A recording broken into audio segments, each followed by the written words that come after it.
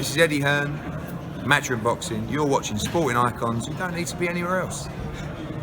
Now, a few days ago, I did a video where I didn't go in on Deontay Wilder, and I was pretty much taking him for his word, which was he said that if he was offered the WBC Franchise Championship, he would turn it down because he likes to face his mandatories or that kind of thing. Of course, I knew, even though I was being quite kind to him, just based on his words, because he was saying the right things, of course I knew he wasn't serious. Of course I did. With the fact that he doesn't fight mandatories and the fact that he gets to fight whoever he wants anyway. So effectively, he is a franchise champion. He just doesn't have the title of it. And yes, I'm fully aware about Mauricio Suleiman saying that franchise championships are for fighters who go up and down the weight divisions. In other words, like pound for pound fighters, Deontay Wilder. And pound for pound should never be spoken about in the same sentence. But either way, I know that a lot of you guys, even though I was being quite kind to him in that video, a lot of you guys were not. And nor is Eddie Hearn. And this is what Eddie Hearn had to say about Deontay Wilder turning down a franchise championship if he was offered it. You can't take anything Wilder says seriously. First of all, he says one face, one name, one champion. And then we chased the undisputed fight for over a year. And he don't want to know. Joshua loses and it's one face, one name, one champion again. Now he says he'll turn down a franchise belt. If he gets the opportunity to duck Dillian Whyte or Anthony Joshua or anybody by being elevated to franchise championship, he would do it in a heartbeat. Don't take what Deontay Wilder says too seriously. Eddie Hearn's statement. So, of course, he's saying many of the things that I was thinking, and many of you guys actually wrote down in the comment section, which is that Wilder would do it. Because Wilder has quite clearly shown the fact that he's not a true champion in the sense of he had the opportunity for undisputed. For a long time, he was saying it's not about the money, it's about legacy. Then turns down $100 million. I mean, that's just ludicrous. $100 million for back-to-back fights with Joshua. So no matter what happens in the first fight, you get another opportunity for $100 million. That's now will never be offered again. Even if Joshua manages to get all the belts back, the negotiations, nobody's giving Wilder $100 million to take on Anthony Joshua because Joshua now has a loss. For me, I don't care about fighters taking a loss. For me, fighters should take a loss. When a fighter takes a loss, it's a case of because he's actually been stepping up. Those who go on fight after fight after fight and maintain their undefeated record is usually 99 out of 100 times is because they haven't been fighting anybody of any great note. And just look at Wilder's resume and we can see that, plainly see it. In fact, he's got a draw on his resume. So first of all, he can never beat Rocky Marciano's record, which is something that he wanted to do. But we know that he lost that fight against Tyson Fury, just that it was officially awarded a draw. But he's consistently ducked Anthony Joshua, even though he's been calling him out for the longest time. And he would, for the longest time, only really talk about Anthony Joshua fight when Joshua had already signed to fight somebody else. And when Joshua was free and tries to negotiate, well, there's $50 million in the bag. Okay, well, can we have a meeting? No. You have to accept it. Okay, well, what are we accepting? We're accepting $50 million, but what's the terms? We're not telling you. Well, can we have a meeting? No. And then the same with Dillian Whyte.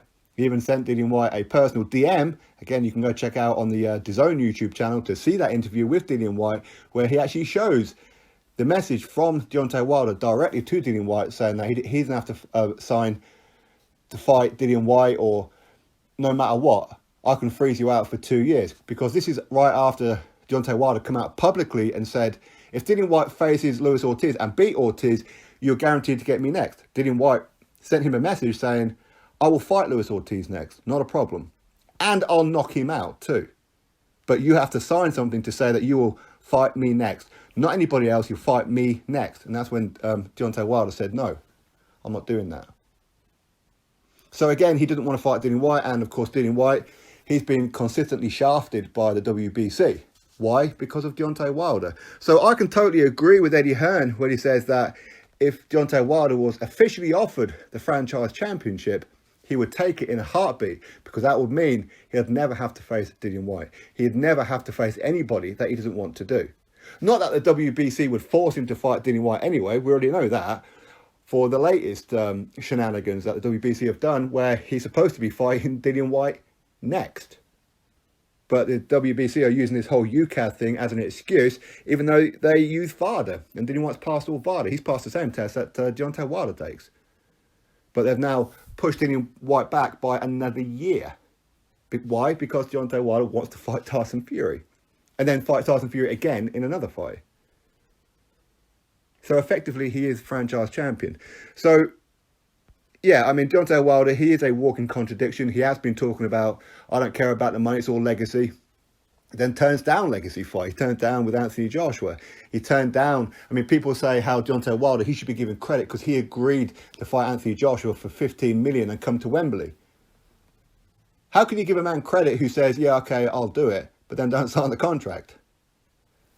You see, Wilder is probably the most, or the guy out there who wants more credit for doing things that he hasn't done. He's the only fighter out there. He's the only guy out there with a fan base who begs other fans to give Deontay Wilder credit. No other fighting fan base says you should give Joshua credit, you should give Fury credit, you should give Dillian Whyte credit, you should give whoever credit. It's only Wilder fans who say you should give Deontay Wilder credit. Credit for doing bugger all, really. But listen, ultimately, first things first, he's got to get past Luis Ortiz. He should do it quite comfortably. Then he's going to have his wish of back-to-back fights with Tyson Fury. Again, he's doing that because there's no danger of Tyson Fury knocking him out. And the fact that Tyson Fury, his eye has been off the ball when it comes to boxing for quite some time, hasn't it? Even before the Otto Wallin fight. Obviously, he's been doing his autobiography. He's going to be releasing a single with Robbie Williams for Christmas. He's done that whole WWE stint, and now he's training in MMA, which I seen yesterday. So his eye's probably off the ball. So, I mean, for me, if I was Deontay Wilder, I'd be very confident of getting the win over Tyson Fury right now. But anyway, listen, we'll have to wait and see what happens. Will Mauricio Sulaiman even offer Wilder a franchise championship? As I said, he didn't need to because Deontay Wilder already has franchise benefits, doesn't he? And yes, Mauricio Sulaiman did say about it's for those fighters who fight up and down the divisions and this, that, and the other. In other words, pound for pound fighters.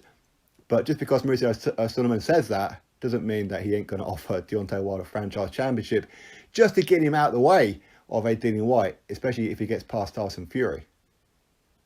Anyway, article in the description box. Go get a read for yourself. Drop your thoughts below. Click thumbs up. And of course, subscribe. Catch you all on the next video.